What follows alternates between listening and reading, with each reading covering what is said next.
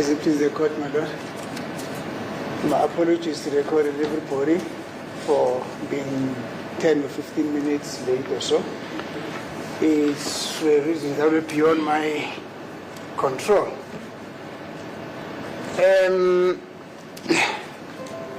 My lord, the court will recall that when we adjourned on Friday, I had already indicated that I'll be bringing a formal application in terms of Section 35(3) of the Constitution of the Republic of South Africa, Act number 108 of 1996, after the court had indicated that I cannot simply request that accused number 3, Mr. Meyiwa, be afforded the opportunity to prepare for his trial, and would therefore commence with the application.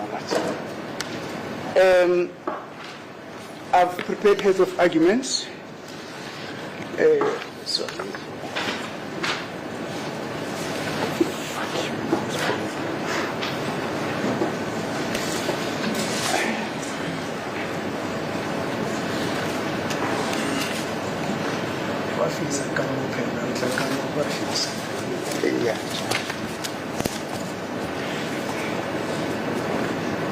Thank you, my lord.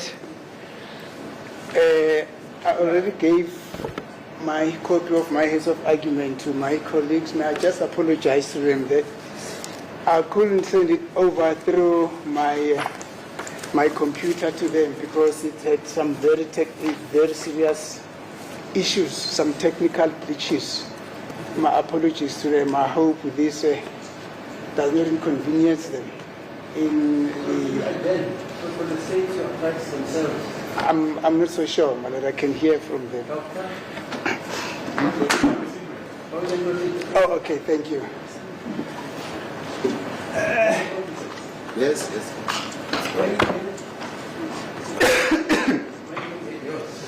No, I've got it. Yes.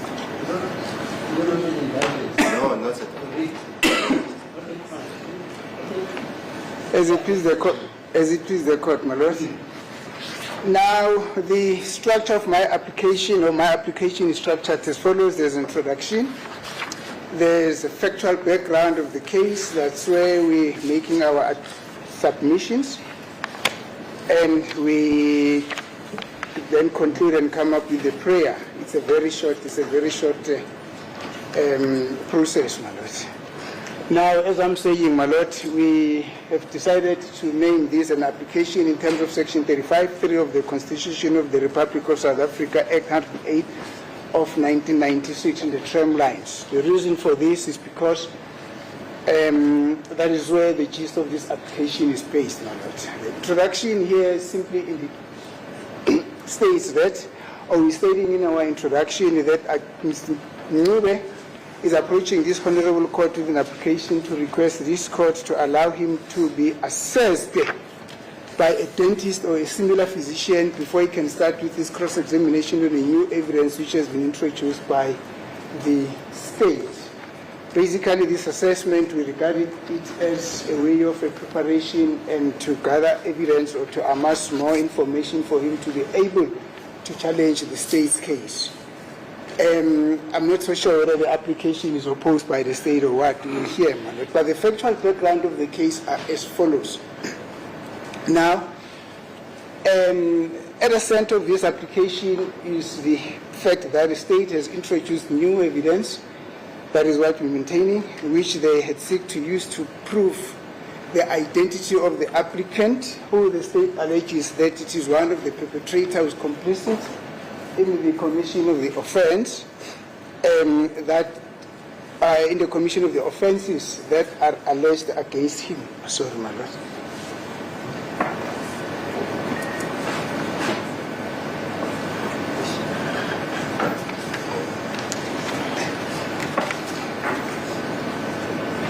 Now, my apologies for that, my lord. Now, we're submitting that the applicant, and this is common cause, pleaded to the charges which are leveled against him on the 18th of July 2023. And this was after the state as per procedure, furnished the defense with information which enabled him to plead. Up to date, the state has led in more than 60 witnesses, and the trial has progressed for almost 23 months and 2 weeks. We almost at 2 years, because on the 18th of July, we hitting exactly, on the 18th of July this year, we're hitting exactly 2 years since the trial had begun. Now, in the month of April, the prosecution came up with new evidence that they provided to the state and intimated that it intended to supplement its evidence therewith.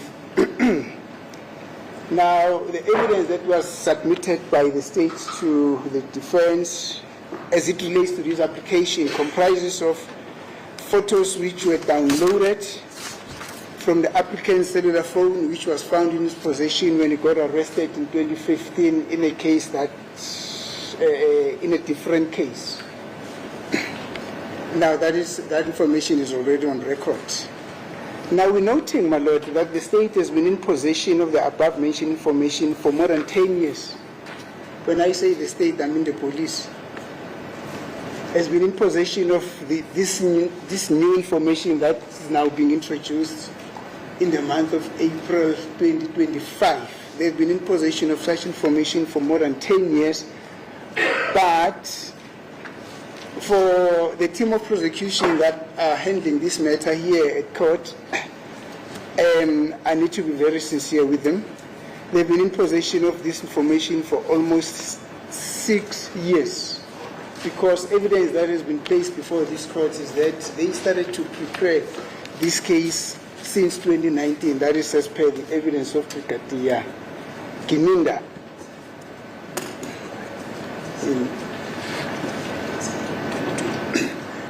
My apologies, my lord. My colleague advocate Mark Baloyi is respectfully whispering to me that it is actually not in 2019, but it's in 2020, which is almost 5 years, and that have been in possession of this information, of this new information that they are introducing, or that they've already introduced, that we only received on the month of July 2025.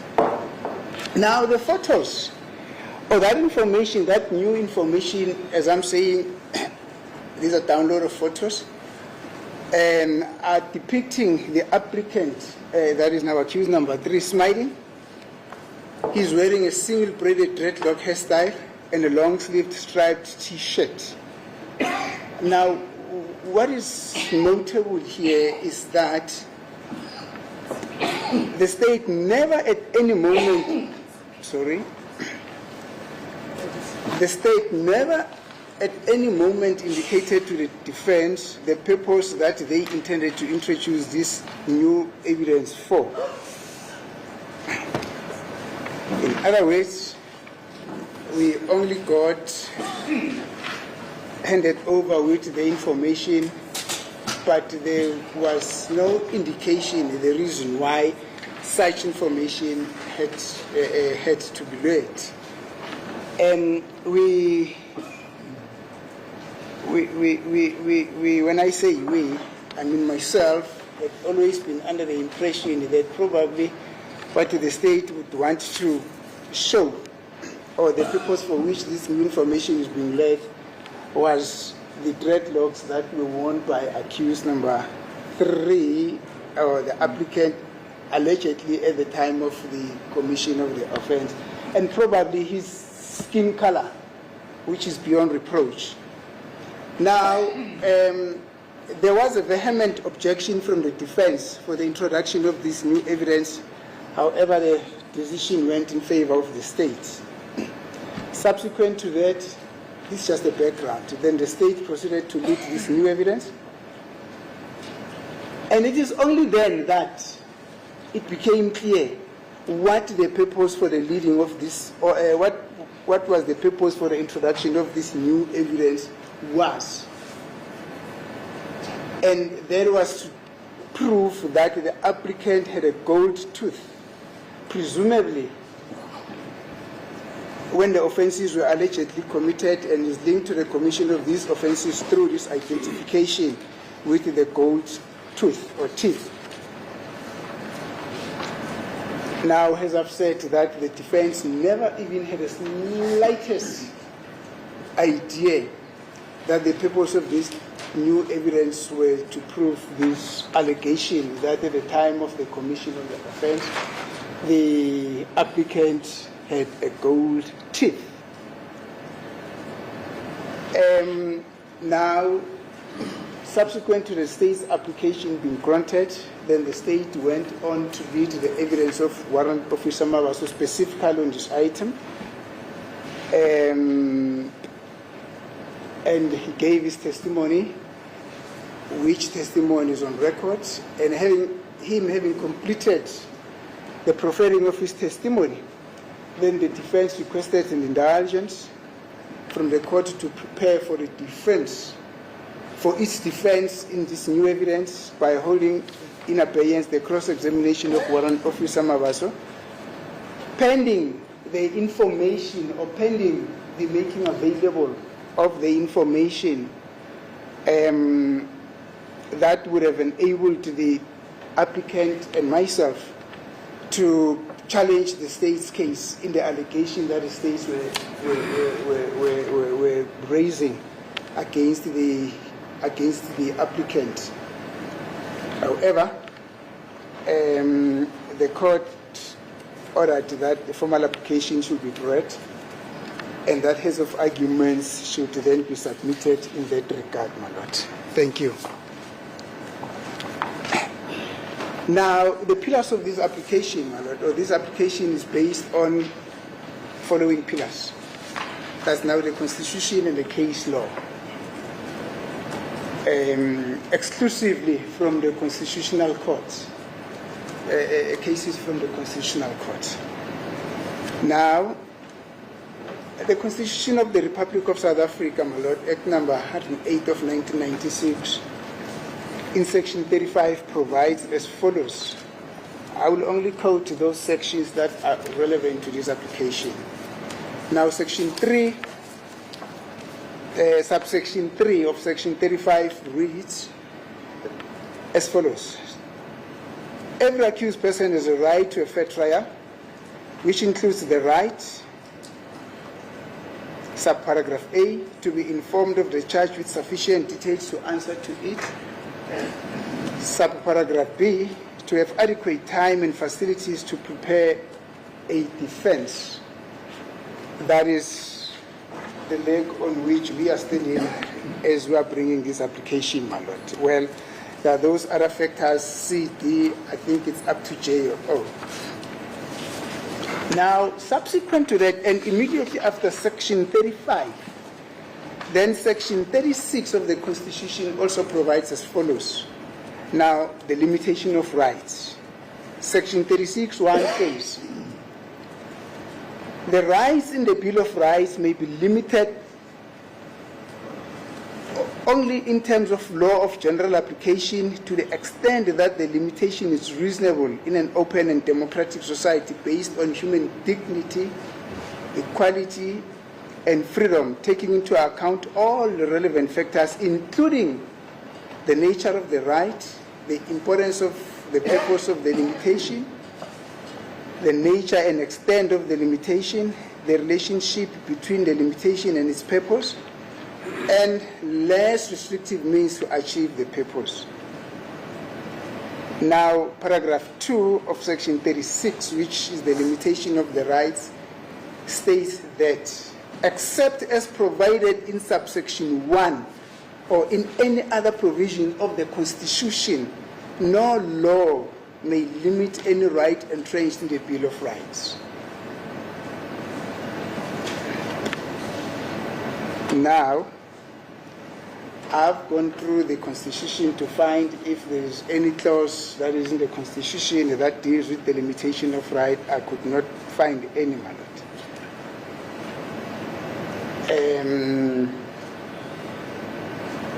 Now, we are further saying, my lord, that the right which the applicant is approaching this court on is a right that is contained in Chapter 2 of the Constitution and falls within the ambit of the Bill of Rights. I'll come and deal with the content of the Bill of Rights now.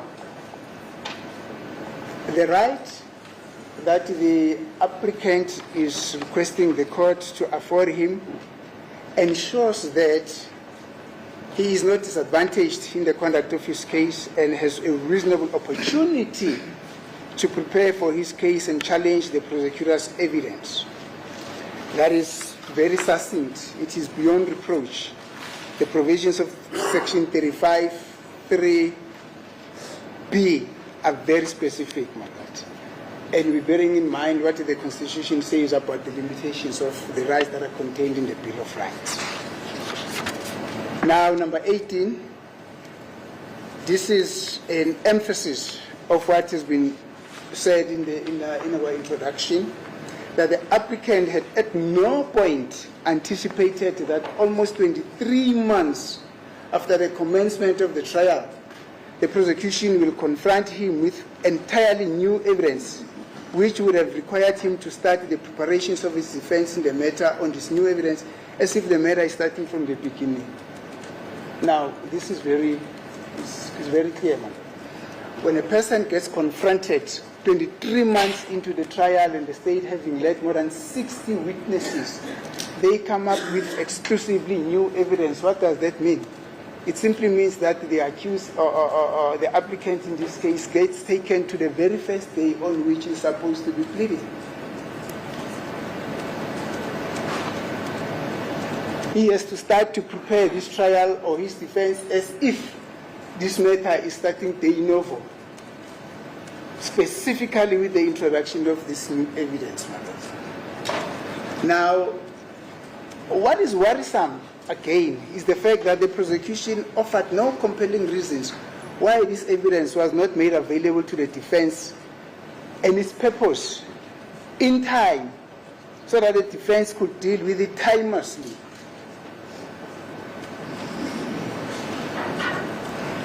We are submitting, my lord, that it is therefore fair that it's late availing of this, the late availing of this information to the defense should be reckoned as a factor which entitles the defense to request a reasonable time to prepare on it.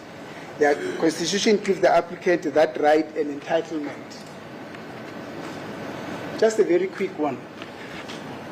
I would have been expected to cross-examine Mr. Mabasa immediately after he proffered his evidence. But the worrisome factor is I had no opportunity even to take instructions from Mr. Mube, accused number 3.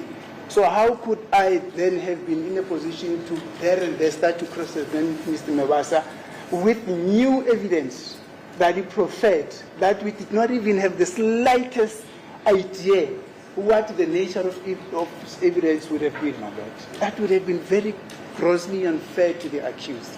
And beyond that, the court would have noted that at one point or the other, accused kept on requesting indulgence that I should come and see him.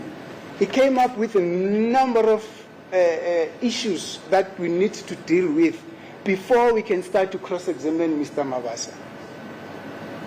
It would have been very unfair and very prejudicial to this accused person if I immediately started to cross-examine Mr. Mabasa on this new evidence, because I would then have been found wanting. And a counsel that is found wanting in his cross-examination, I'm just wondering if that could be said to be a fair trial at the instance of the accused person, because I would then have been misrepresenting him. And that is what the Constitution says, my lords. Section 35(3) says, every accused person has a right to a fair trial, which includes the right to have adequate time and facilities to prepare for his defense.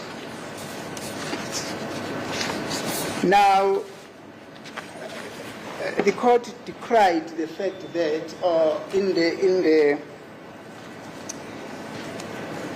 in the course of trying to brainstorm this issue, the court made mention of the fact that it's not aware, not really, does not know, the court is not aware of a provision in the Criminal Procedure Act that deals with the application that I said I would bring before court after my request was turned down.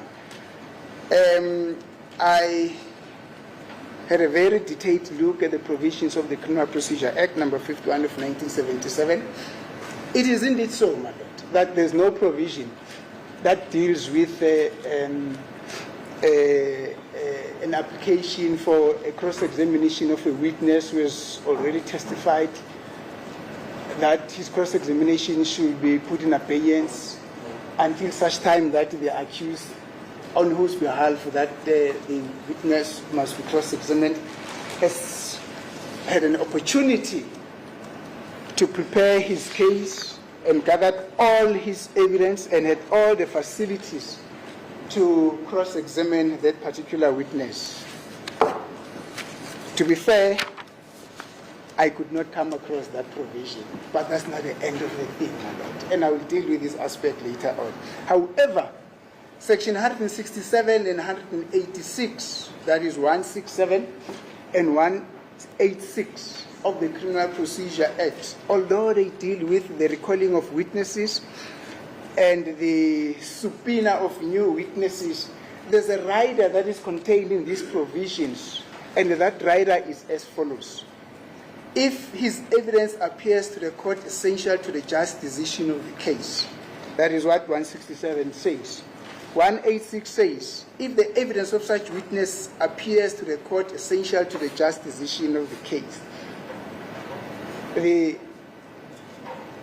operative phrase here is just decision of the case.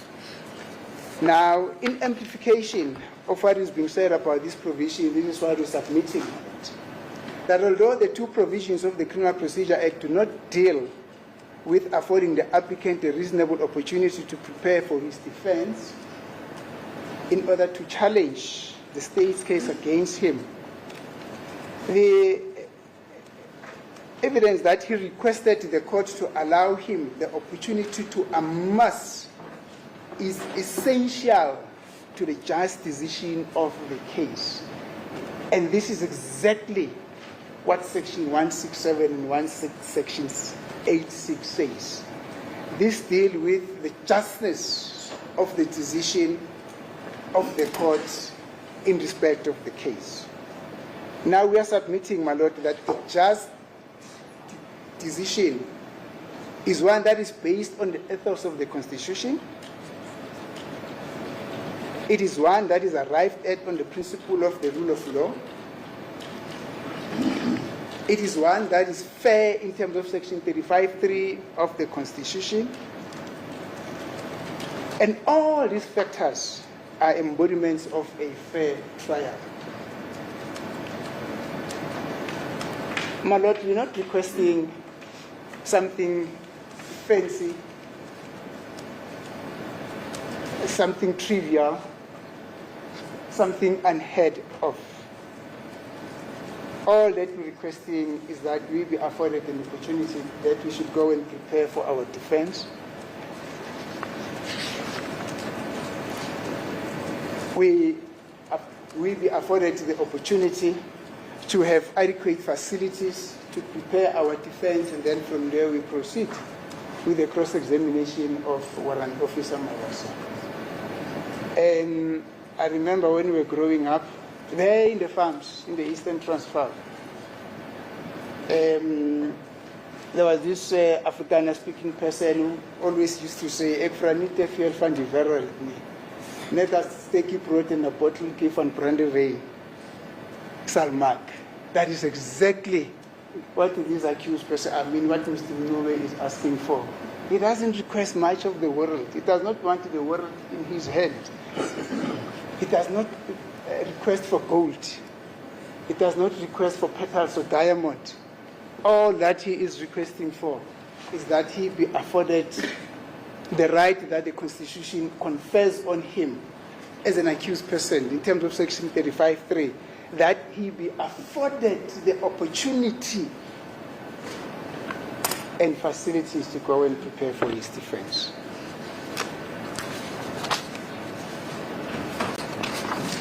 Now,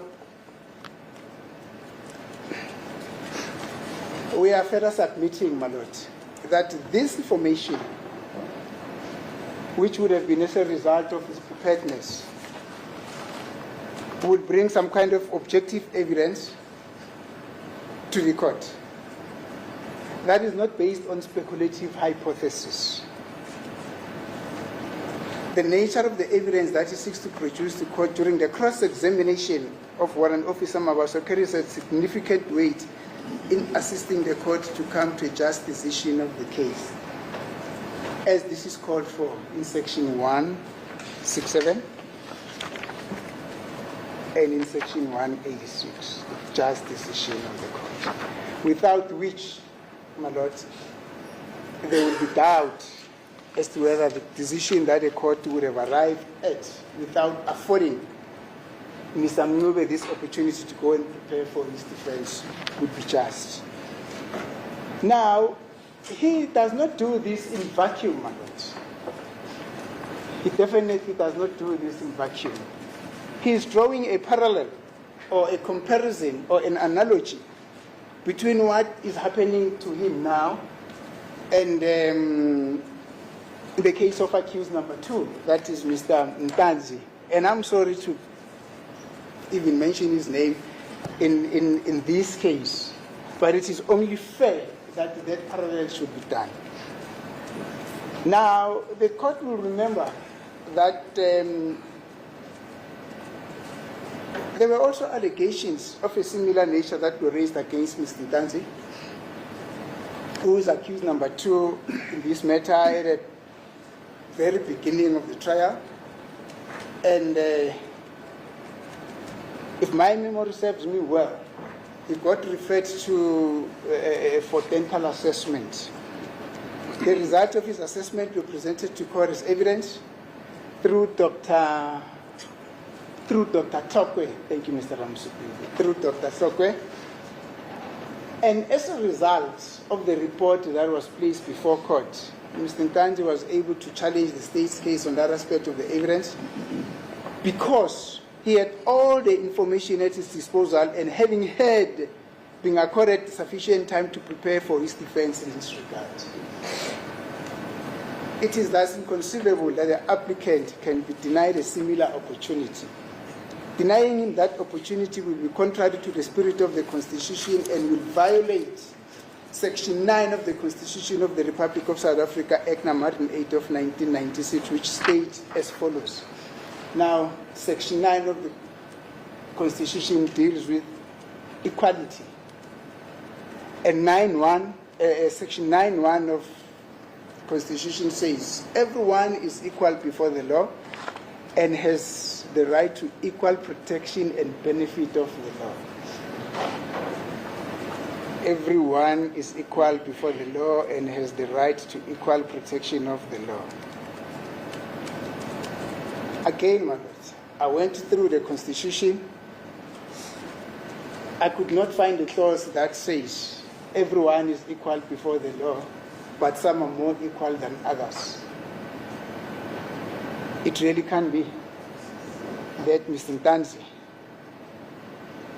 in the preparation of his case and the cross-examination, and in the cross-examination of witnesses who had come to testify on whether or not he had a golden teeth at the time at which this offense was allegedly committed, had an opportunity to prepare for that defense. And the same opportunity does not get afforded to accused number 3, who is an applicant in this matter, who gets confronted with this new evidence 23 months after the commencement of the trial, who gets confronted with this evidence that the state had in its possession for 5 years. I'm talking about the prosecution now. That the state has been in possession of this information for almost 10 years. I'm now referring to the police. That will not only be fair, my lord. Accused number 3 will be denied dignity not only in this trial, but in heaven and earth. Will not be accorded to the proper dignity. Now, I've said, my lord, that our application is based on certain pillars. That was just but what the Constitution was saying. Now, we further submit that the approach to a fair trial right was enunciated as follows by the Constitutional Court in the case of State versus Japai. Now, the citation of that case is a case that was heard in, or the citation is 2005, volume 1, SACR, page 215. It's a Constitutional Court decision, and the judgment was delivered on the 18th of February 2005. My memory serves me well. I think it was delivered by Judge van der Westhuizen, and let me just confirm that, madam.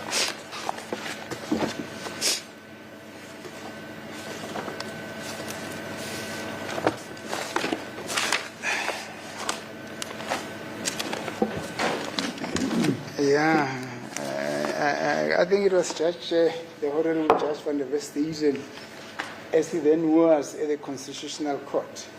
Now, this is what he said on paragraph 26 of his judgment.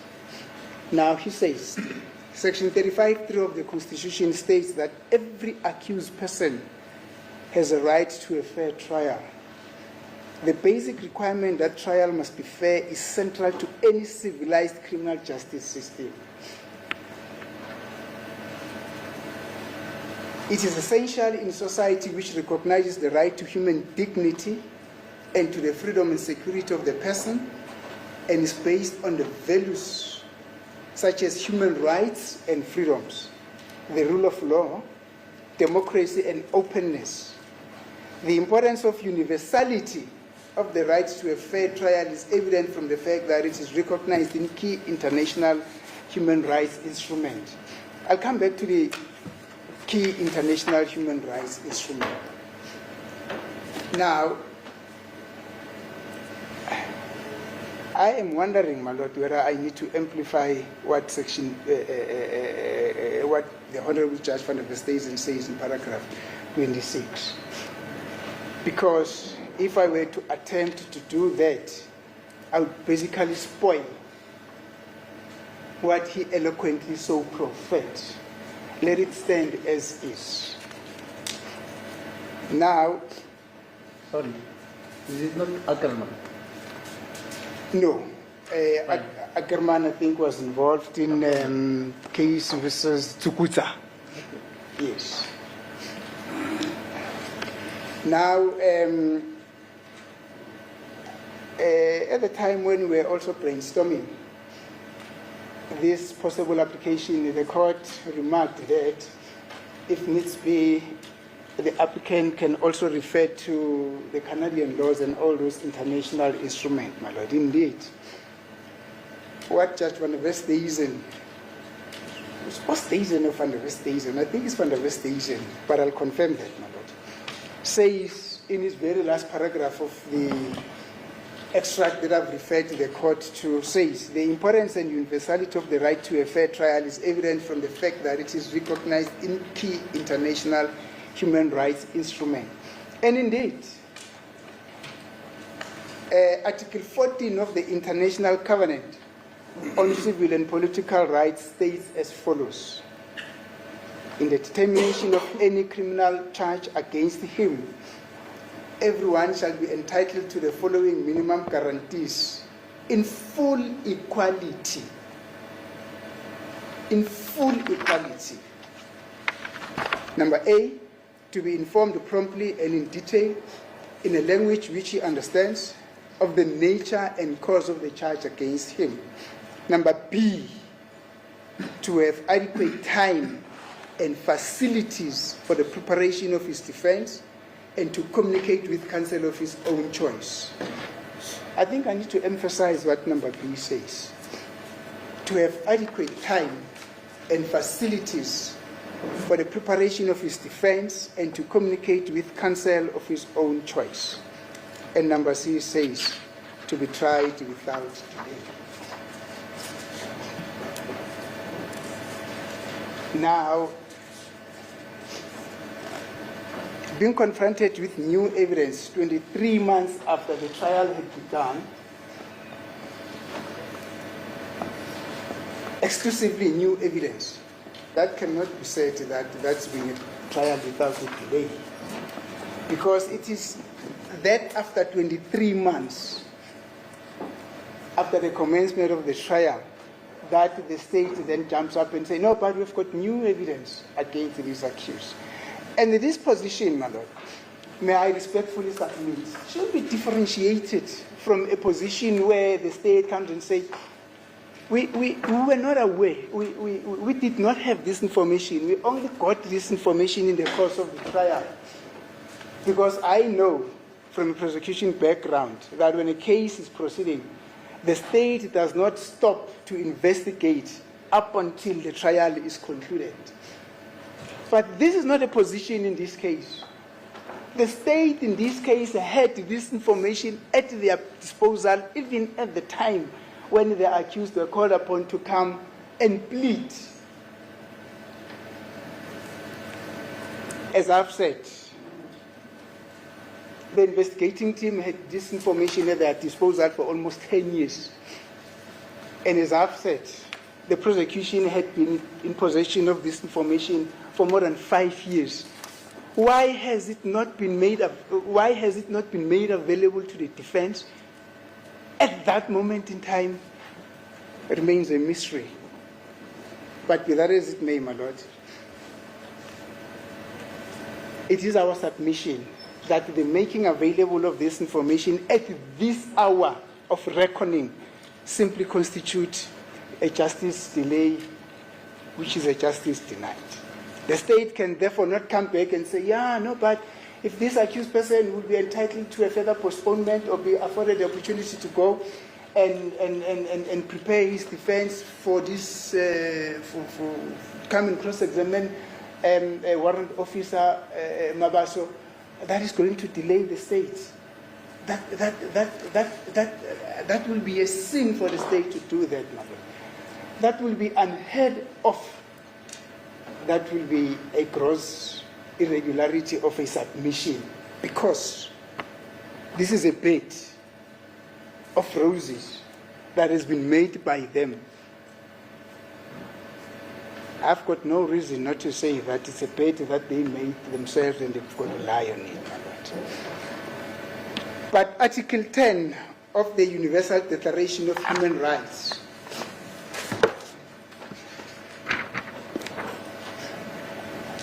Article 10 of the Universal Declaration of Human Rights states as follows, that everyone is entitled in full equality to a fair and a public hearing by an independent and impartial tribunal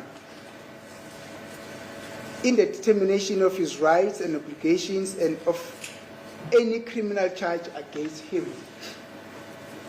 Now, the operative word in that Article 10 on the Universal Declaration of Human Rights, it's the word fair, that everyone is entitled to a full equality to a fair and a public hearing. Will it be fair for the accused to be afforded an opportunity and facilities to go and prepare for his defense in order to come and challenge the state's evidence on an evidence that he gets confronted with, which is new, 23 months after the commencement of the trial? Will that be fair? If anybody will say, my lord, that would not be fair, then I would be allowed I'm going to request to confront that person and say to him, they really don't understand what the meaning of fairness in legal context is. Because on a number of occasions, this court has been referred to an authority. I just forgot that authority. It's just coming to my mind now. Fairness must not only be fairness at the instance of the accused person, but it must also be fairness at the instance of those that are being affected by the crime, the society. Sorry, state versus king. That's king, my lord, yes. Those are the ethos of fairness. Those are the ethos of fairness. Accused, in other words, accused person must appreciate that he is not the only beneficiary of fairness in a trial as it proceeds, but the state as well must also acknowledge, as it represents the 64 million of the South African population, the 64 million people in South Africa that are looking at him. The state must also acknowledge that fairness is not only about that 64 million, it's also about the accused person as well. Particularly if his reasons for request of fairness are well grounded, such as a method such as this one. Now,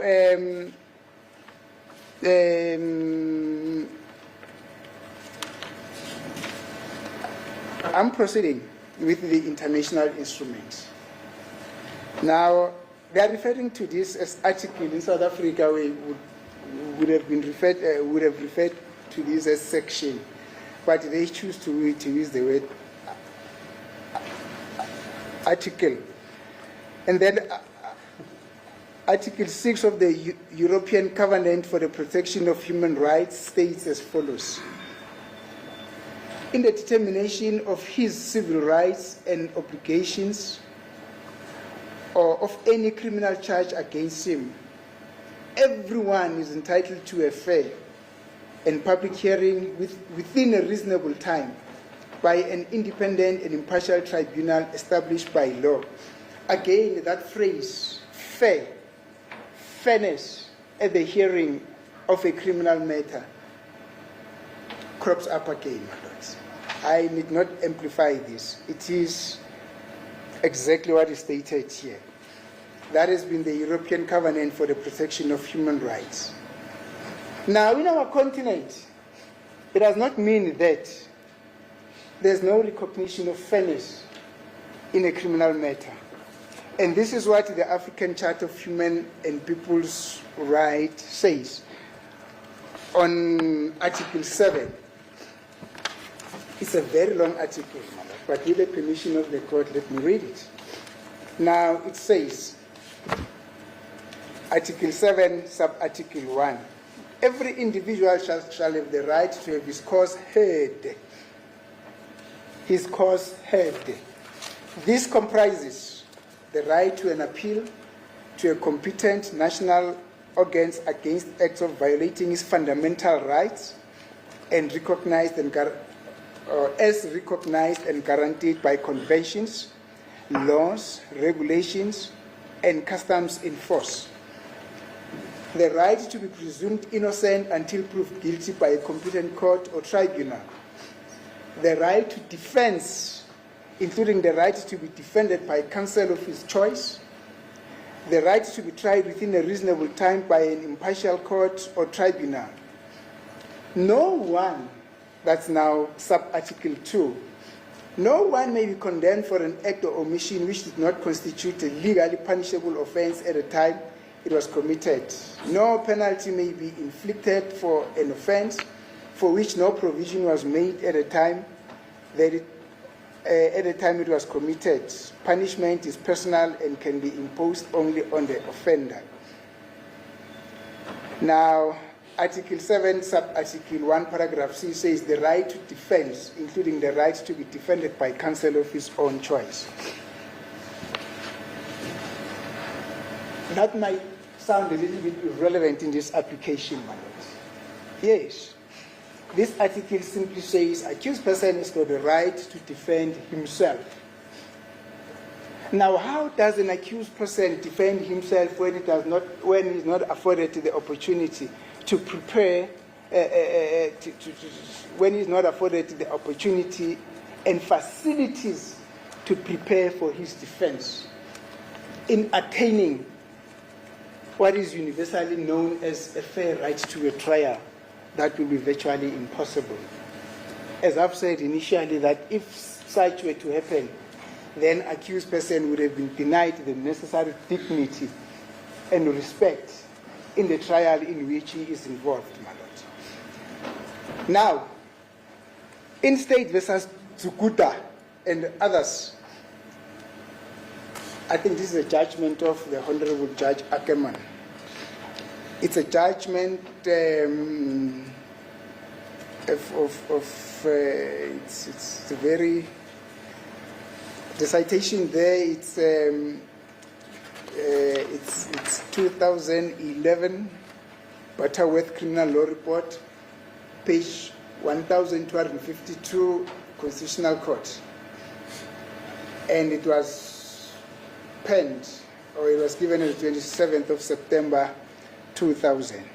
Now, this is what the court had to say in Zukuta. Now, in paragraph 9, the court said, as was laid by this court in Zuma's case is also a constitutional court judgment. Yes, it is. Yes, my lord. And it does not refer to the former state president of the country, Mr. Jacob Kedlayi Zuma. It refers to another Zuma. An accused rights to a fair trial under Section 35(3) of the Constitution is a comprehensive and embraces a concept of substantive fairness, which is not to be equated with what might have passed muster in our criminal courts before the Constitution came to force. These comprehensive rights are specified in paragraph A to O of subsection 3 of section 35 of the Constitution. The words which include the right preceding this listing indicate that such specification is not exhaustive of what a right to a fair trial comprises.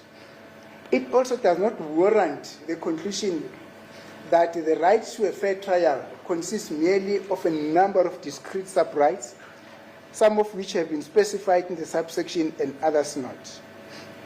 Now, the right to a fair trial is a comprehensive and integrated right, the content of which will be established on a case-by-case basis as our constitutional jurisprudence develops on section 35(3) of the Constitution.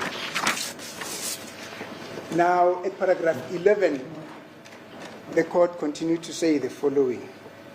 At the heart of a right to a fair criminal trial and what infuses its purpose is for justice to be done and also be seen to be done. But the concept of justice itself is a broad and a protean concept. In considering what lies at the heart of a fair trial in the field of criminal justice, one should bear in mind that dignity, freedom, and equality are the fundamental values of our Constitution. An important aim of that right to a fair trial is to ensure sufficiently that innocent people are not wrongly convicted because of the adverse effects which a wrong conviction has on the liberty and dignity and possibly other interests of the accused.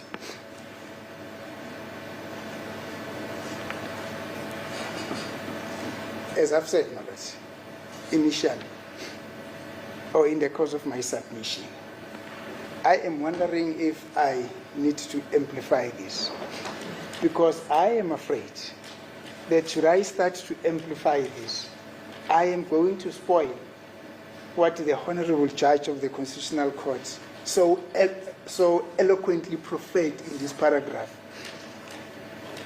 in his analysis of what a fair criminal trial is. I would rather not spoil it by trying to emphasize it, my lord. But now... You don't want to quote Kentridge? I'm coming, my lord. Oh, I see. Yes. Okay. Yes. I think the Honorable Judge Kentridge was involved in the Zuma case. Yes. Yes. Now, the court, as I've said initially, that it hinted that he's not aware of a specific procedure that would allow the court to deal with the situation which is the basis of this of this application. And this is my submission in that regard, my lord. Now, I'll come and deal with the provisions of Section 173 of the Constitution. We are saying in our heads of argument that, as we have mentioned in paragraph 20 of our heads of argument, the Criminal Procedure Act does not have a specific provision which deals with the matter under consideration. In dealing with this apparent lacuna, the court in the Tsagudza case stated the following at paragraph 10, and it said, it cannot be assumed that a fair trial, as required by Section 35(3), can only be achieved by one system of a criminal procedure. I think I need to repeat this. It cannot be assumed that a fair trial, as required by Section 35(3), can only be achieved by one system of criminal procedure. There may be more than one way of securing the various elements necessary for a fair trial, and provided the legislature devises a system which effectively secures such rights, it cannot be faulted merely because it settles for a system which departs from past procedures. The norm prescribed by Section 35(3) is a fair trial. The question to be determined in each case is whether the criminal procedure scheme or the relevant part thereof, devised by the legislature, whatever its form, conforms in substance to that norm. Now, again, my lord, I do not wish to amplify what the court said in this Zuma case. I mean, in this Tsagudza case that I've just referred to the court to. This simply means that even if the Criminal Procedure Act does not make a provision for a specific procedure on how circumstances such as this one should be dealt with, the courts are called upon, if that would not be a violation of the law, to implement or to see to it that the spirit of the Constitution is implemented or is given effect to, my lord. Now, Section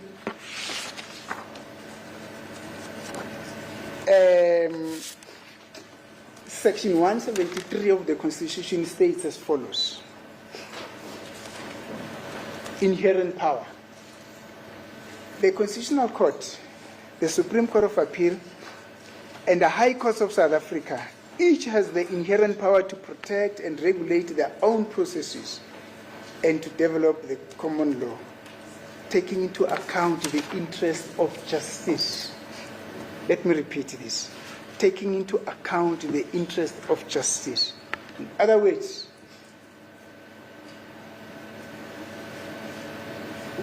the Constitution was well aware, or the Constitution drafters were well aware, that there may arise circumstances in the course of trials, whether in criminal trials or in civil trials, in arbitration matters, etc., etc., etc., where the effect of the Constitution should be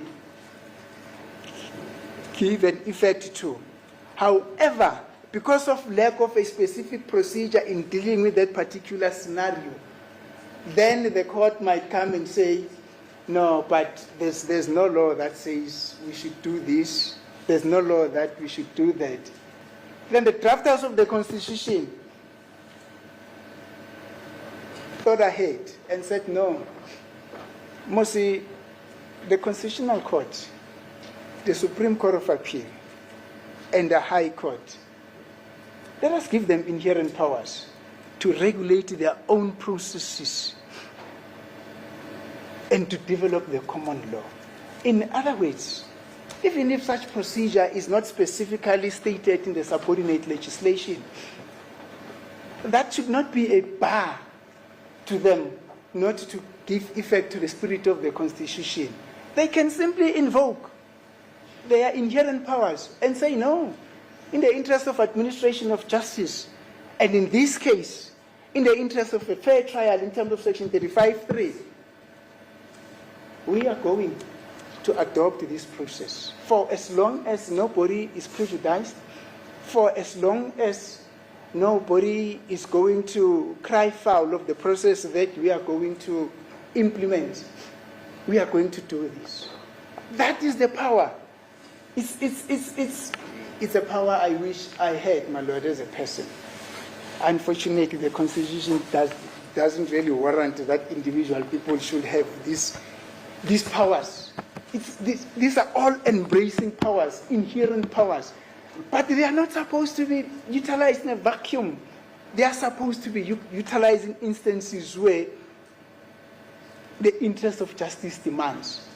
Now the question is, do interest of justice demand that accused number 3 be afforded the opportunity to go and prepare and the necessary facilities to go and prepare his defense on the new evidence that has been introduced by the state?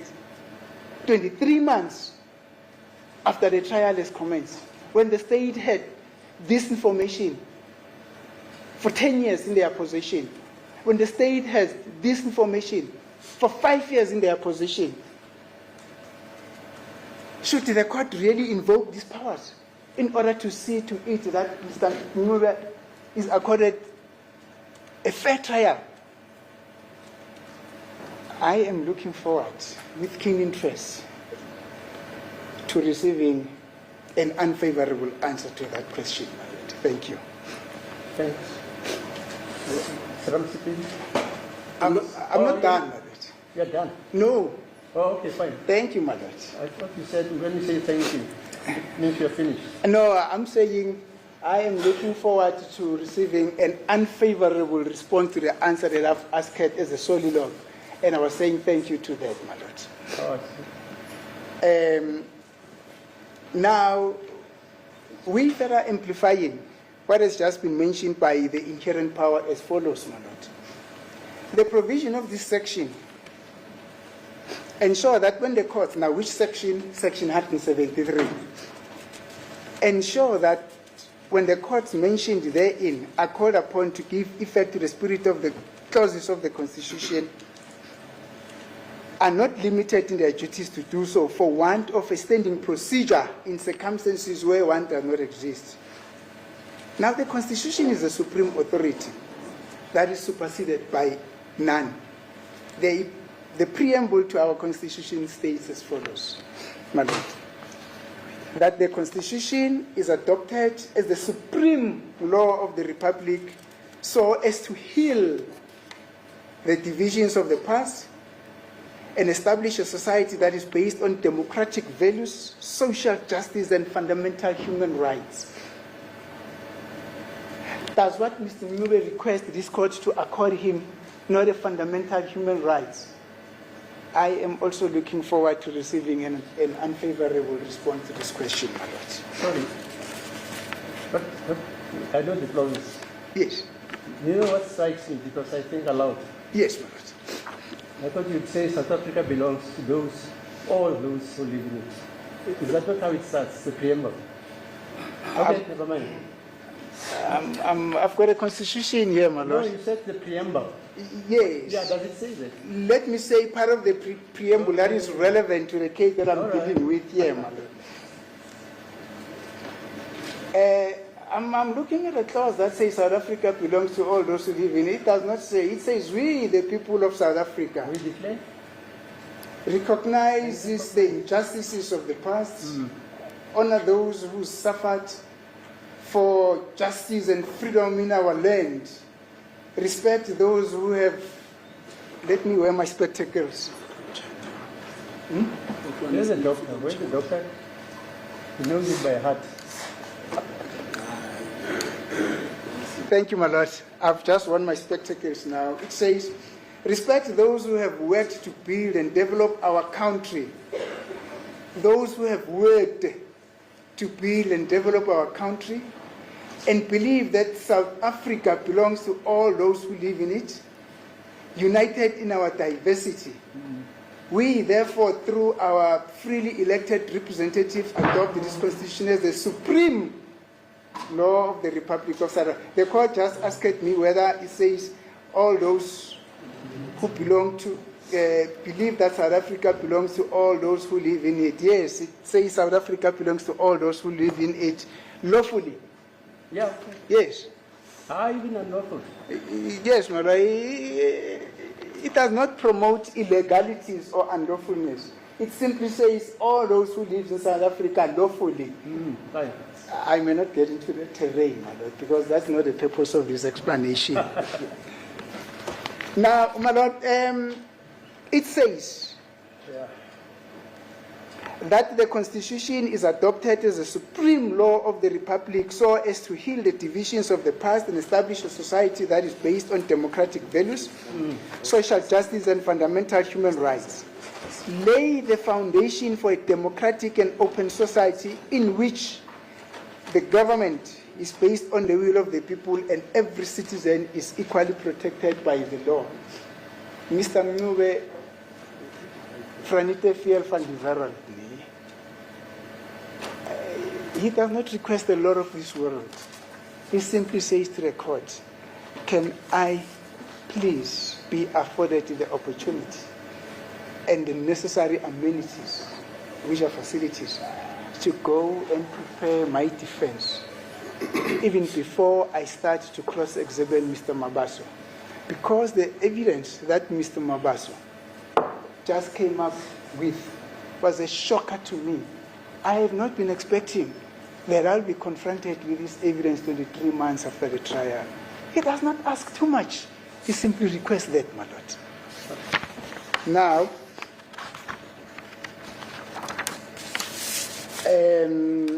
Section 2 of the Constitution states as follows: the supremacy of the Constitution. This Constitution is the supreme law of the land. Law or a conduct which is inconsistent with it is invalid, and the obligations imposed by the Constitution must be fulfilled. Now, Mr. Mnube is not standing there and saying, can you please hear me and hear me well? I am crying for the following, basing his pleas on nothing, simply basing his pleas on the Constitution of the Republic of South Africa.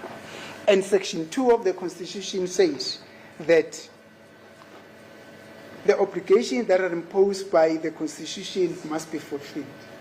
Section 35(3) is a right that is imposed by the Constitution. Why should it not be imposed or fulfilled? Fulfilled, actually, that's the way that is used by the Constitution. Why can't it be fulfilled?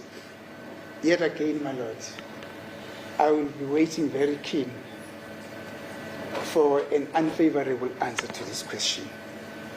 Now, we further submit, my lord, that an institution, including courts, would thus not be castigated merely because that system or the court are settling for that institution or the court are settling for a system which departs from past or standing procedures in its quest to say that justice is not only done, but is also seen to be done. Those who understand the phrase justice being seen to be done, those who understand the phrase justice being done and being seen to be done would basically understand what it really means in the context of this case, my lord. Now, as we conclude, my lords, we are saying that the applicant in this matter does not request for something that is out of the ordinary. He simply implores this court to allow him to utilize his constitutionally guaranteed rights in the conduct of his defense during this trial. There is no harm which will be suffered by anyone in him being allowed to utilize the said rights. However, the opposite is detrimental, as was expounded in the Tsukutsa case, where the court held in paragraph 11 as follows: that an important aim of the rights to a fair criminal trial is to ensure adequately that innocent people are not wrongly convicted because of the adverse effects which a wrong conviction has on the liberty and dignity and other interests of the accused. Now, we are saying that on the conspectus of the merits of the case and on the basis of the above mentioned, being the Constitution, being the cases that the court has been referred to, it is respectfully submitted that the applicant has successfully made a case to have this request granted by the Honorable Court. I would further add, my Lord, that I think it's a point that I've already mentioned. I'm not even so sure. You want costs? No, Okay. no, my Lord. That I'm not so sure whether I've mentioned the fact that I have not even taken proper instruction from Mr. Mnyube with regard to the cross-examination that I need to have to the accused. But if I've mentioned that, so far so good, my Lord. But finally, my Lord, if the Constitution was a human being, if the Constitution was a natural person as opposed to a juristic person, this is what the Constitution would have said.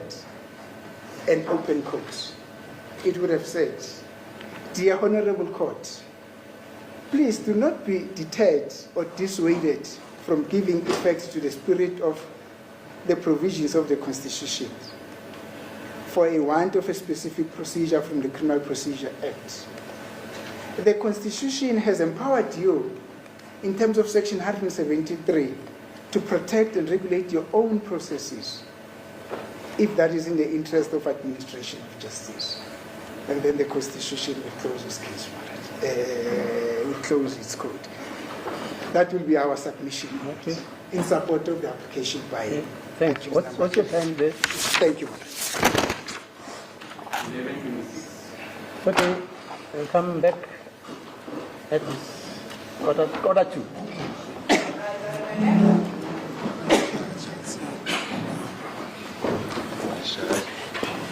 Sorry, I'm late. There was a meeting of some sort. Yes, Mr. Secretary, let's hear you.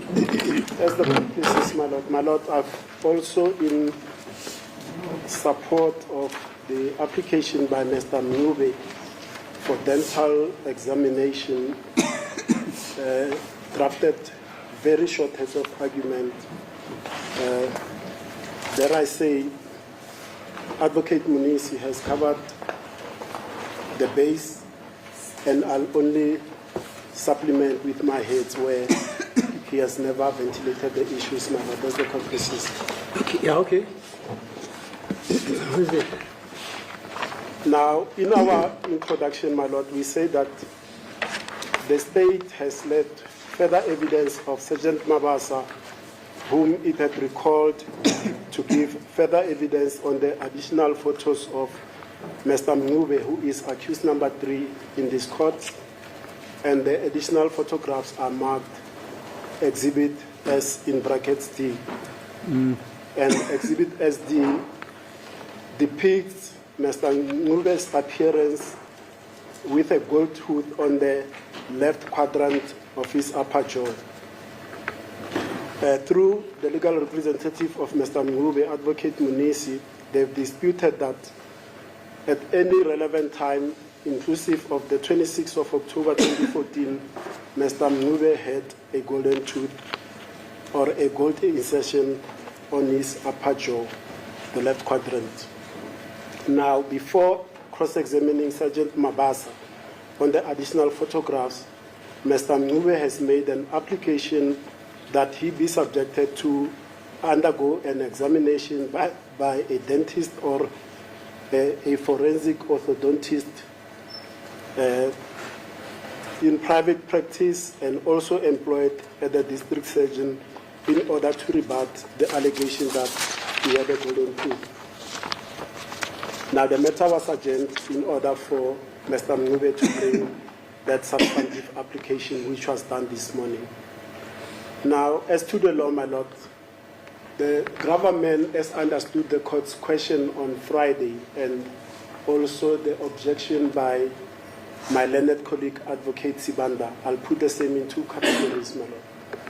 The government has understood it from the court was that is that procedure allowed for the applicant, when he's supposed to cross-examine a witness, then asks for time to be given to him to allow him to consult a specialist, dentist, orthodontist, in order to rebut the state's case, rather than the accused proceed with his cross-examination and place his version to the witness, then perhaps later, either allowed by the court in evidence in chief or in the defense case, then ventilate that defense with the report by the orthodontist. That's how I understood the court's question, and then subject to correction, my lord. And Advocate Ivanda then reiterated the same point to say that procedure to stand down and allow Mr. Mnube to be afforded an opportunity is not the right procedure. He should proceed to cross-examine Sergeant Mabasa. Then in the defense case, then he can raise whatever rebuttal evidence that he wishes to.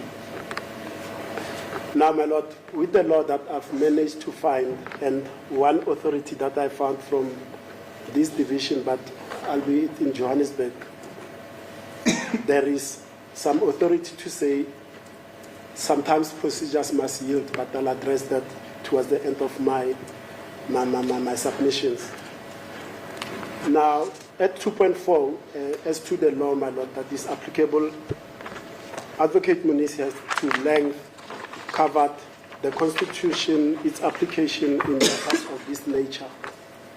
And I'm not going, my lord, for brevity's sake and time's sake, Yeah, I hear you. to regurgitate Yeah, because it's covered the law. issues, my lord, except and suffice to state that, my lord, the Constitution guarantees the right to a fair trial, which includes the right to adduce and present a defense.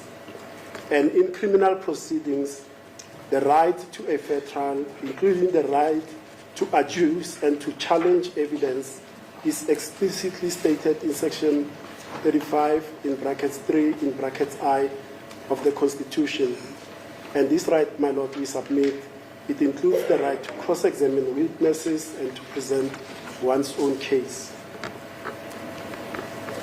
Now, the other piece of law that I found, my lord, which may have application in this particular application is Section 37 in brackets 3 in brackets A of the Criminal Procedure Act of 1977, which states as follows, and I quote, "Any court before which criminal proceedings are pending may," and subsection A says, in any case in which a police official is not empowered under subsection 1 to take fingerprints, palm prints, or footprints, or to take steps in order to ascertain whether the body of any person has a mark, characteristic, a distinguishing feature, or shows any condition or appearance. Order that prints be taken of any accused at such proceedings, or that steps, including the taking of a blood sample, be taken which such court may deem necessary in order to ascertain whether the body of any accused at such proceedings had any mark, characteristic, a distinguishing feature, or shows any condition or an appearance. My lord, just to elucidate on this point, I'll submit that a gold tooth or a gold insertion falls within the square of this subsection 3A, which relates to a condition or an appearance or a distinguishing feature, because that's the feature by which some of the witnesses in the house said they identified one of the intruders with.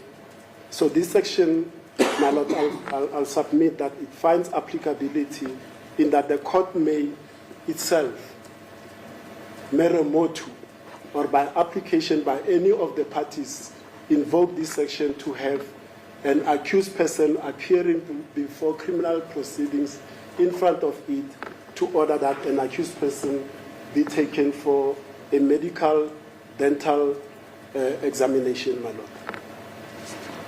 Now, the question to be determined, I've already alluded thereto, my lord, at the beginning of my submissions, whether or not this procedure finds favor in the law or in practice.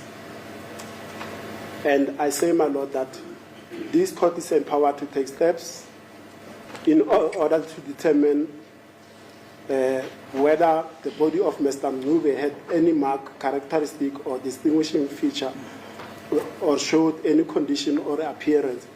In other words, whether Mr. Mncube should be taken for a dental examination to determine whether or not, at the time of the incident or at any time thereafter, or as alleged by the state, had a golden tooth. And the authority that I found for that submission, my lord, is S versus Maphumulo, 1996-2, South African Criminal Reports 84, in brackets N, where the court said regarding the taking of fingerprints from the accused, and the court stated that, and I quote, from a mere reading of section 37 in brackets 1 in brackets A, in its context with particularity to section 37(1), it appears a court will be empowered only to authorize the steps which the application was brought to achieve where the police official in question does not have the authority or power under section 37(1). Indeed, the prima facie meaning appears to be correct, and close quotes. And this view was further endorsed in the case of Nkosi versus Balo nominee officie and Anere, 1994, 3 SA 148T.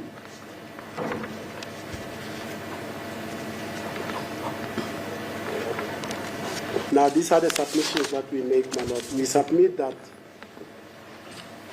Mr. Mncube, indeed, under the Constitution, does have a right to independent medical examination and examination by the district surgeon to determine the issue that he had a distinguishing feature or a particular appearance, to wit, a golden tooth, in order to ventilate his defense, my lord.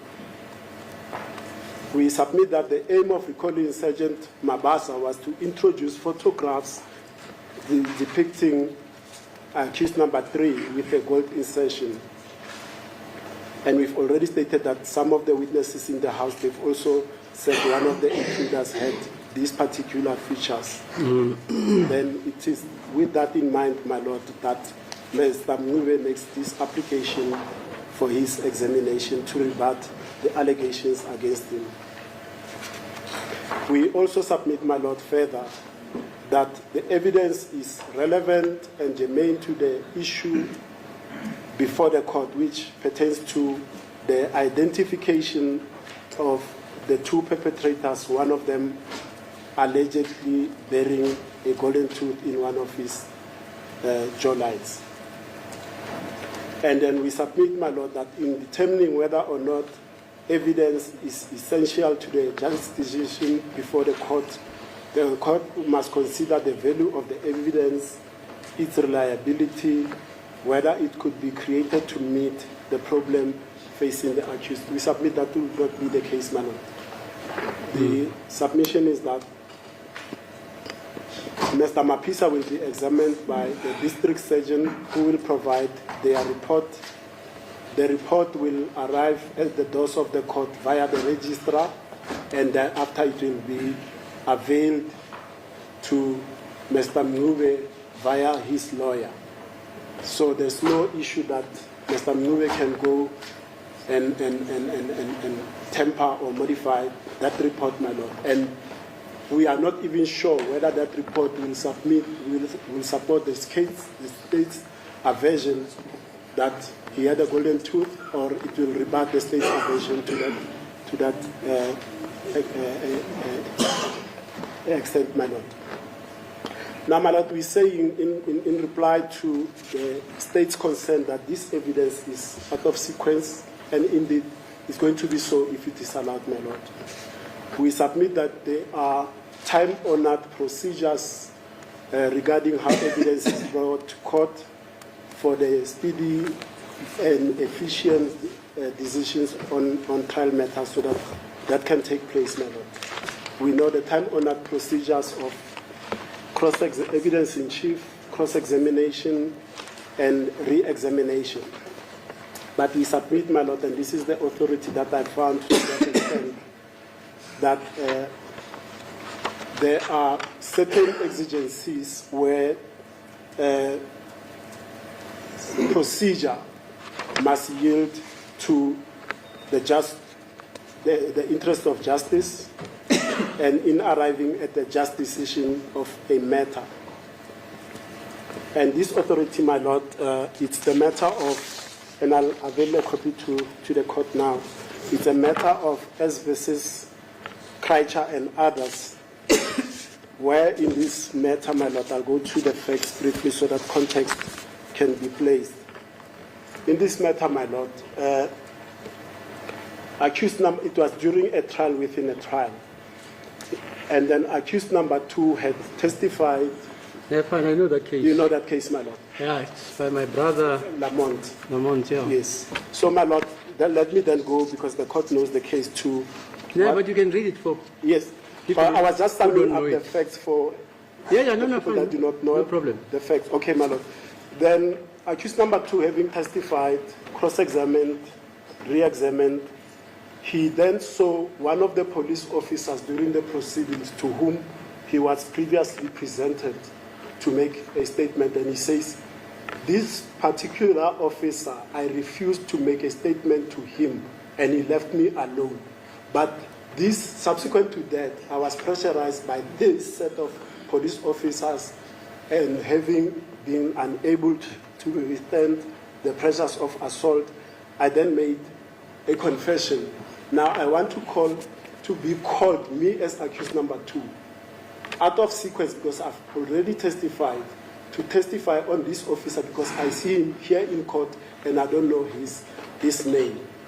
The Honorable Justice Lamont then went on to deal with what we've dealt with previously regarding these applications, that is section 186, 167, 166.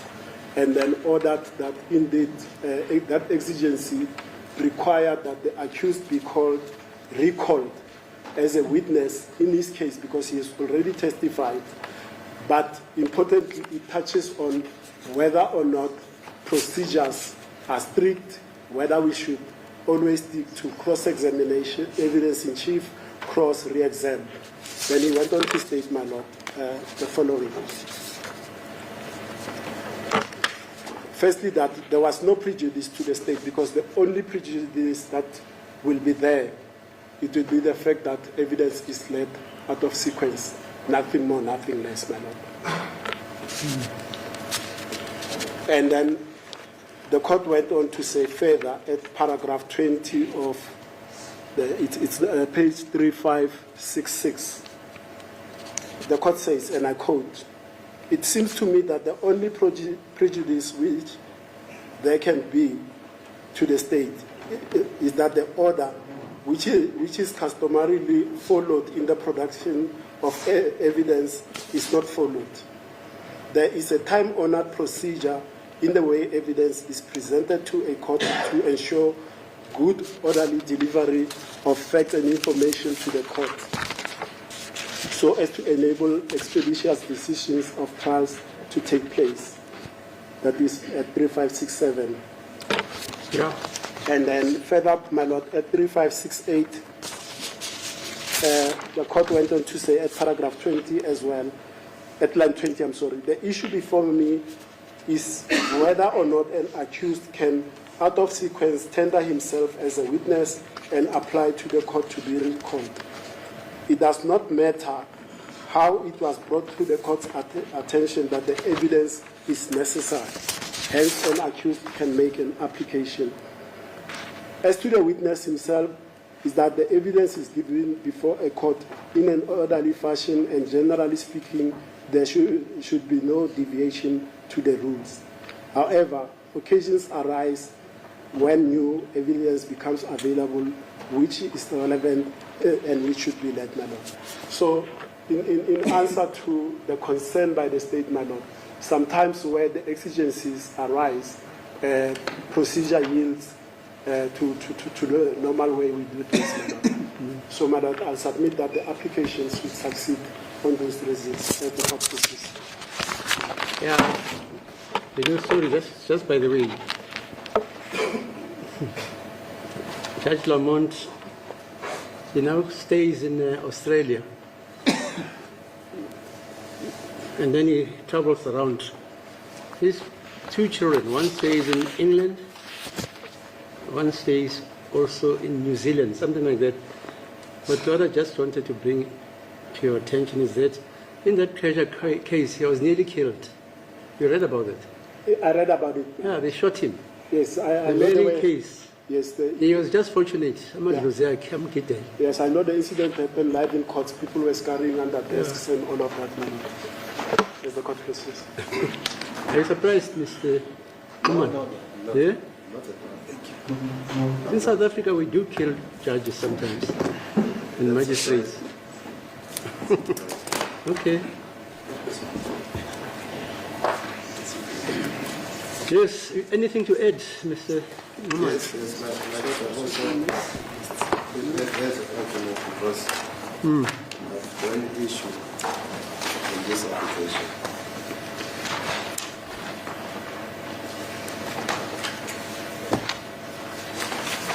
My head of arguments were handed to the state this morning. I wish to apologize. Okay. To my colleagues.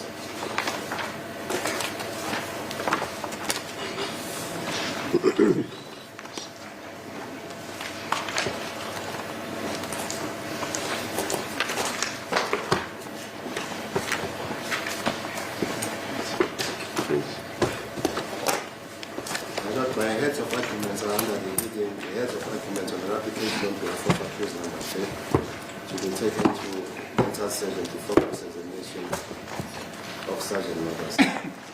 Introduction.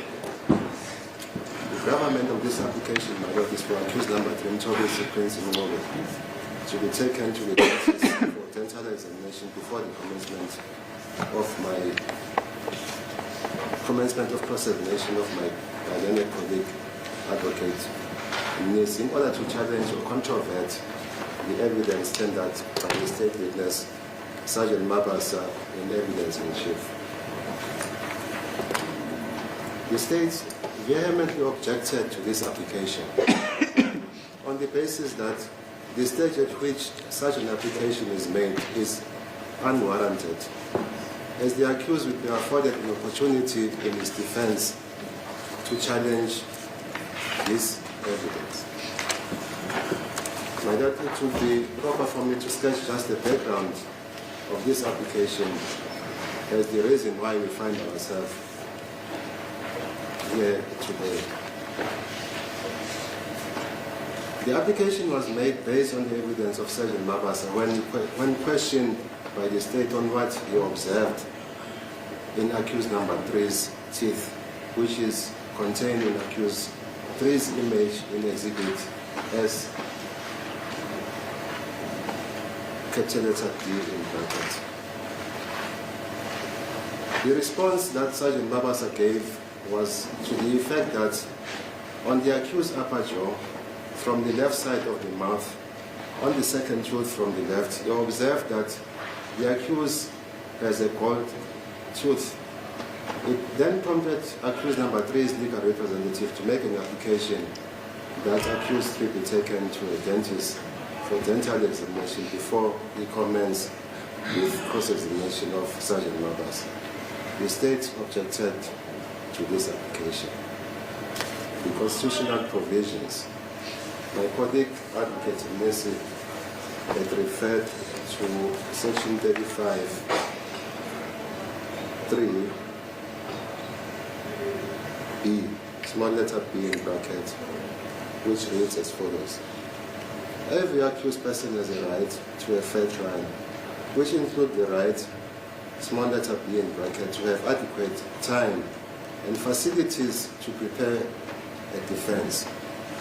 The most relevant provision, my lord, for this application, which I find it relevant, is section 35(3)(I) in bracket, which reads as follows. Section 35(3)(I) in bracket of the Constitution of the Republic of South Africa, Act 108 of 1996, the Constitution, entrenches an accused person's rights to adduce and challenge evidence, and it provides as follows.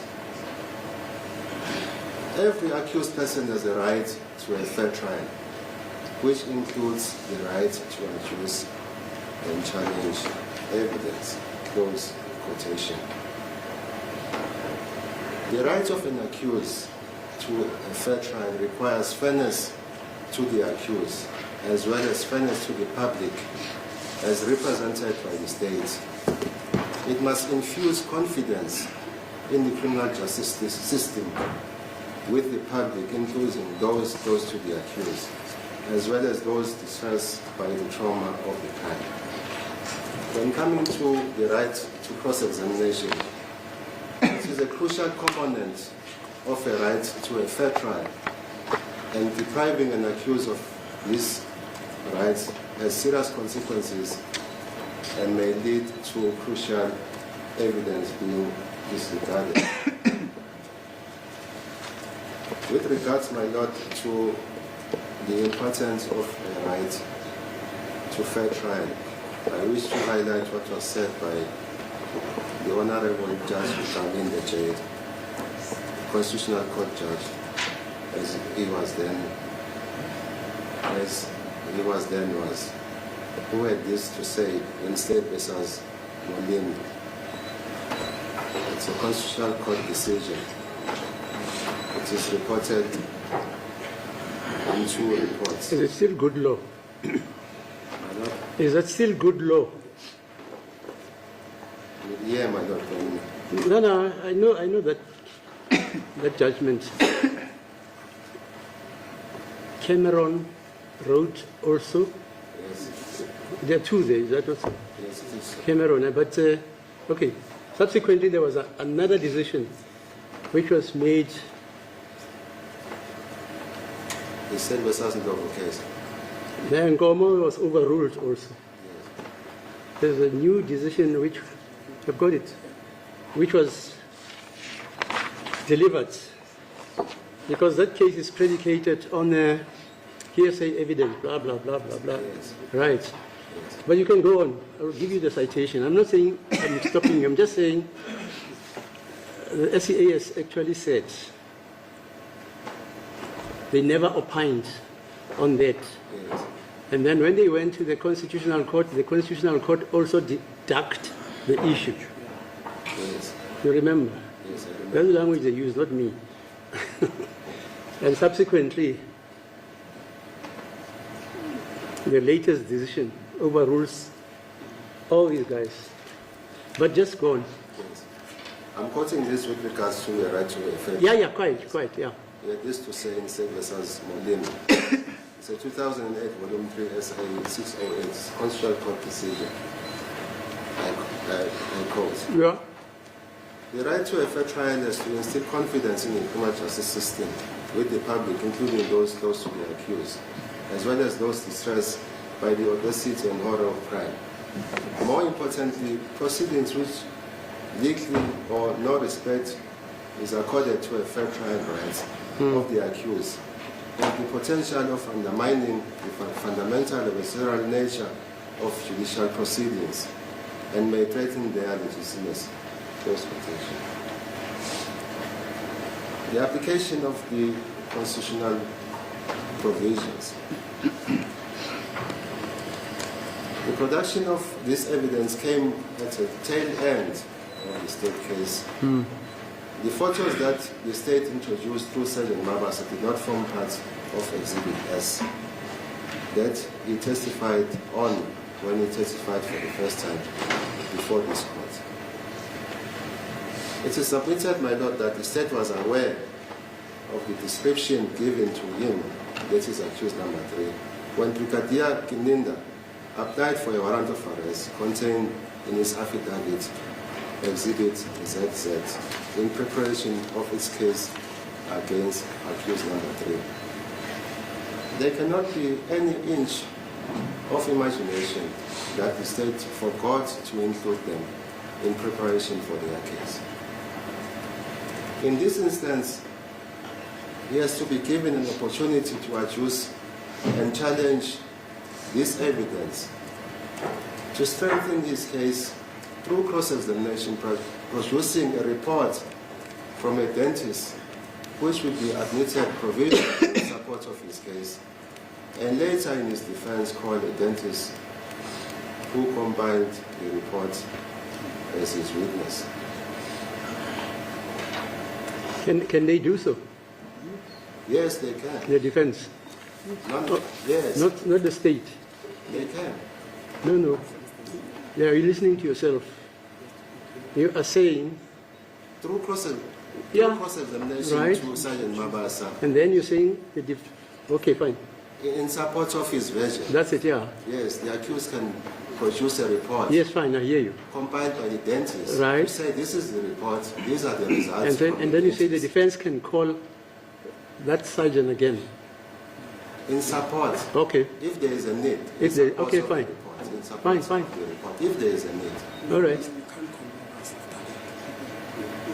The reason why this evidence was not led in evidence in chief was sketched by the state when making an application for the reopening of the state case. The issue arose at the stage when the state intended to re-examine the investigating officer, Brigadier Kininda. The defense objected on the basis that Brigadier Kininda did not testify on this aspect in his evidence in chief. The reasons advanced by the state on why this evidence was not led was that the investigating officer requested at the time that only certain photos found in the downloads of accused number 3's cell phone should be included in Exhibit S, the affidavit of Sergeant Mabas. Okay. Those photos were also included in the affidavit of Lieutenant Colonel Slade at the request of the investigating officer, Brigadier Kininda, in order to identify the clothing and dreadlocks of accused number 3. That the main focus was mainly on the clothing and the dreadlocks. The state intended to present the additional 3 photos to show other features of accused 3 that were canvassed during cross-examination by Advocate Nisi, such as the front tooth. That it was only during long adjournment that was afforded to Advocate Nisi to prepare for his cross-examination that the state was able to go through over 5,467 photos of the downloads. These downloads were given to the defense while ago. In this regard, my Lord, I submit that the reason given by the state is misconceived and misplaced because the affidavit of Brigadier Kininda, Exhibit ZZ, in support of the application for a warrant of arrest against accused number 3, states the following at page 4 of 6, paragraph 3.3, line 4 to 7 of his affidavit, and I quote, "Photos downloaded taken of the accused by himself, open bracket, selfies, close bracket, match the description of the accused who had the firearm with red dogs, big eyes, and with a gold tooth. This is the suspect that went into the house, made a demand of cell phone and money. He is also the same suspect that shot the deceased in this matter during the struggle with him." Close quotation.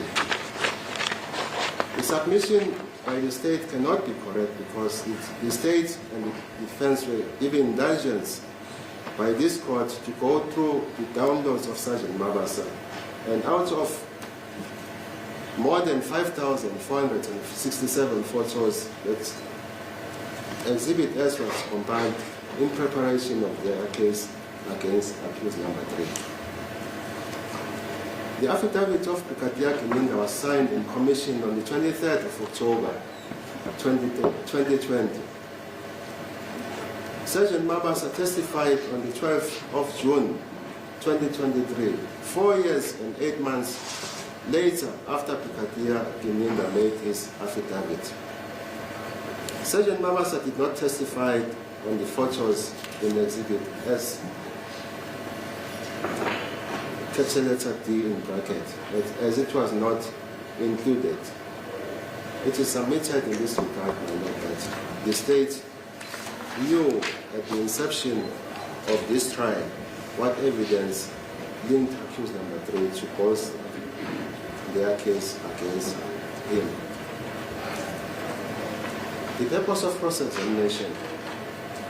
The purpose of cross-examination is to test the reliability of the witness's evidence, to obtain information which is at the witness's disposal, to weaken or destroy the opponent's case, to substantiate or strengthen the cross-examiner's case, and to put all the disputed issues to the witnesses.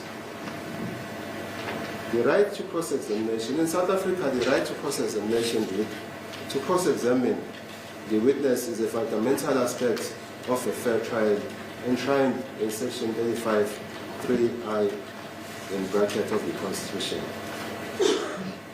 While the defense generally has a right to cross-examine, there are circumstances where it might be strategically beneficial to postpone or forego cross-examination to gather further evidence. This decision must be carefully considered, weighing the potential benefits of further investigation against the risk of potentially damaging the credibility of the witness or losing valuable time. In this case, my lord, the defense believes that additional evidence is crucial and can be obtained by delaying cross-examination of the witness, Sergeant Mabasa. They might opt to postpone. This involves further investigation that accused will be taken to the dentist for examination that will be relevant to the cross-examiner's case. The right to cross-examination is vital. Courts do have a discretion to grant postponement for gathering of further evidence, but this decision will depend on the specific circumstances of the case. Courts will consider whether the postponement or absence of cross-examination is genuinely necessary and whether it will cause undue prejudice to the accused or the prosecution. In this instance, my lord, I submit that the postponement of the cross-examination will not cause any prejudice to the accused because all the accused support the application on behalf of accused number 3. I further submit, my lord, that there will be no prejudice to the state if such a postponement is granted, because in any event, we are still busy dealing with the state case. The constitutionally protected right to cross-examination acknowledges the crucial role it plays in adversarial system. Read more on evidence at paragraph 1367, that is 1367, mentions that it is, I quote, beyond any doubt, the greatest legal engine ever invented for the discovery of the truth. Cause quotation. The court's discretion. The court has a discretion to manage the trial and can determine whether to grant or refuse a postponement, or allow the defense to revisit the witness's cross-examination at a later stage. However, there are situations where a party may need a postponement to properly prepare for cross-examination, such as when new evidence emerges or when further investigation is required. My learned colleague, Advocate Nisi, touched base on Section 36 of the Constitution. I've also referred to that section as well as Section 39 1B and Section 39 1C, which deals with that The limitation. the limitation. I've also referred to those sections as well as the international law. There will be no need for me to read at the on the same subject, except to continue my Lord and say that the reason why the examination is required. In this regard, it is crucial that accused number 3, Mtobi Siningu, be taken to the dentist as he denies that he ever had a gold tooth. The examination is necessary to strengthen his case, thereby weakening and destroying the state case. The effect of failure to cross-examine. If the witness's evidence on point of dispute is left unchallenged in cross-examination by a legal practitioner, the state is entitled to assume that the testimony is accepted as correct. It is state law that the cross-examiner should put his defense on each and every aspect which he wishes to place in issue, explicitly and unambiguously, to the witness implicating his client. It is my submission, my Lord, that this application deals with postponement. There is no argument about that. There is no provision in the Criminal Procedure Act or in any legislation which deals with such matters, but it is the aspect that deals with postponement, whether a court can grant or refuse a postponement. It's as simple as that.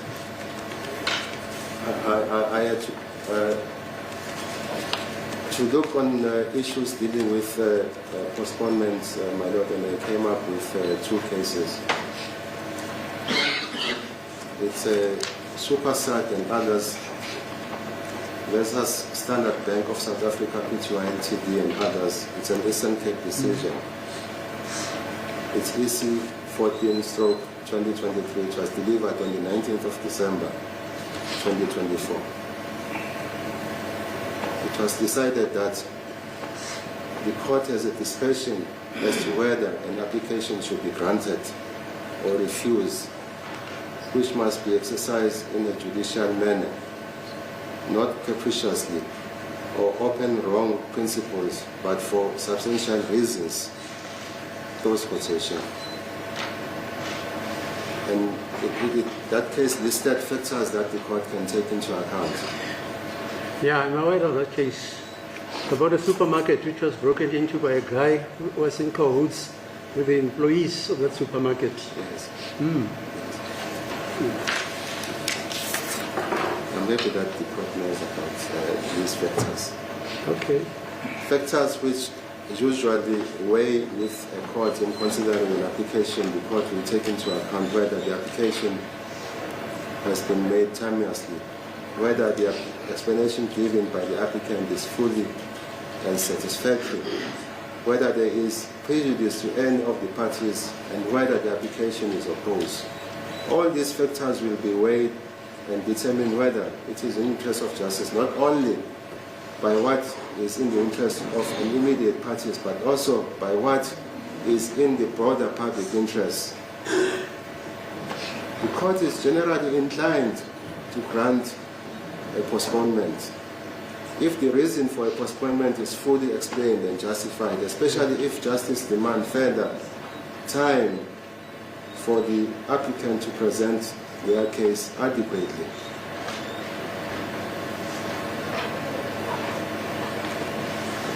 The leading case, which is the second case, my lord, dealing with postponement, which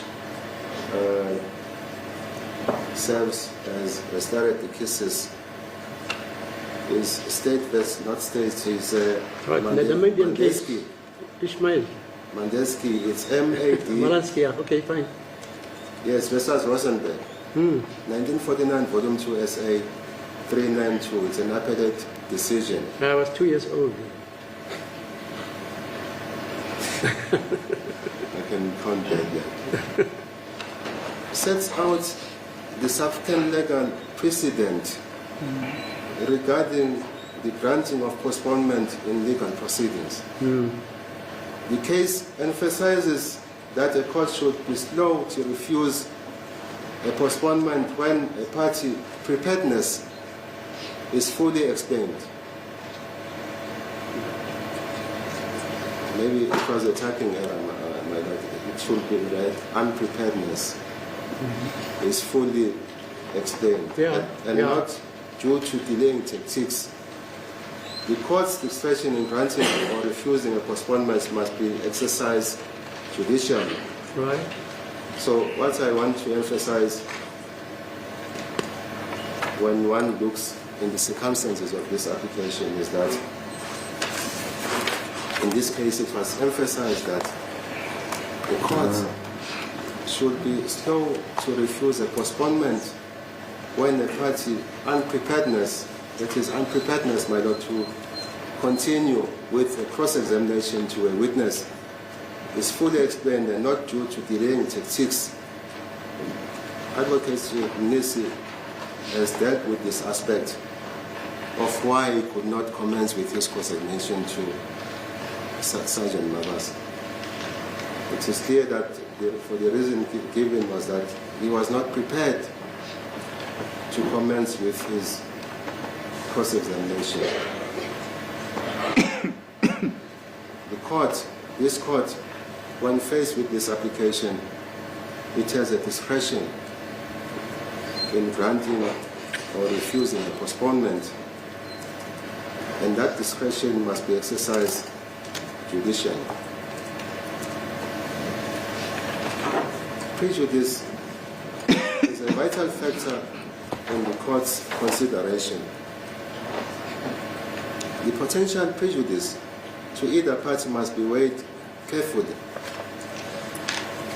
The court will be cautious in denying a postponement if it would cause significant prejudice to a party seeking a postponement, particularly where the reasons for the postponement are legitimate and justified.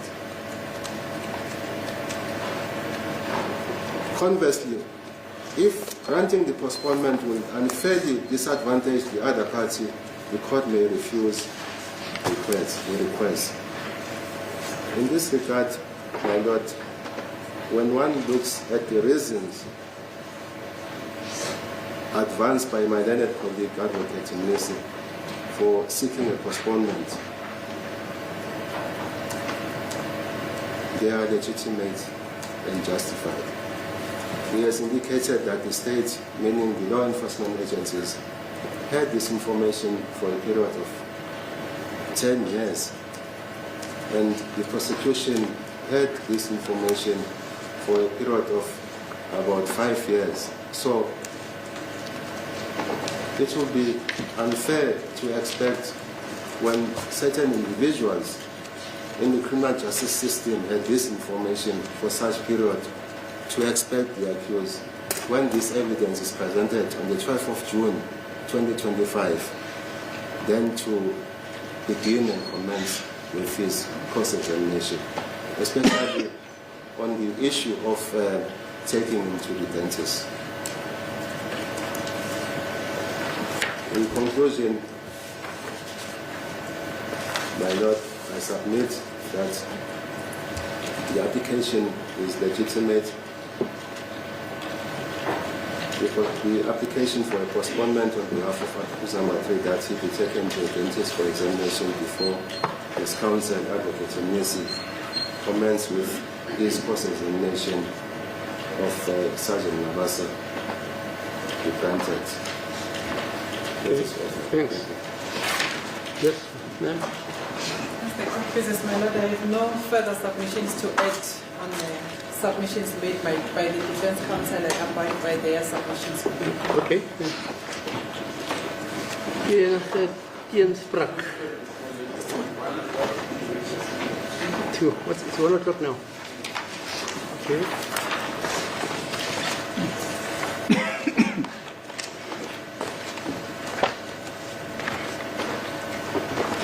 Yeah. We stand down until 2 o'clock.